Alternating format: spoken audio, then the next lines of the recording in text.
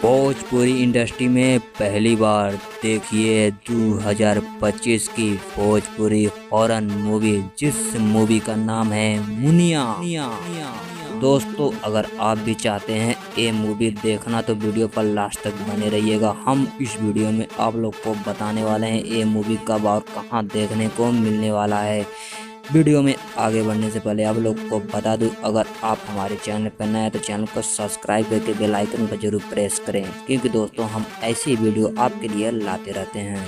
सबसे पहले हम बात कर लेते हैं मुनिया मूवी में स्टार कास्ट में कौन कौन नजर आने वाले हैं। इस मूवी में स्टार कास्ट में नजर आने वाले हैं काजल राघवानी, रितेश उपाध्याय, किरण यादव, प्रेम दुबे, मनोज टाइगर और भी ऐसे अन्य कलाकार नजर आने वाले हैं। दोस्तों, आप लोग को बता दूं, अभी इसकी फुल मूवी नहीं आई है। अभी इसका ट्रेलर आ रहा है 16 अप्रैल सुबह 11 बजे भोजपुरी सिनेमा यूट्यूब चैनल पर।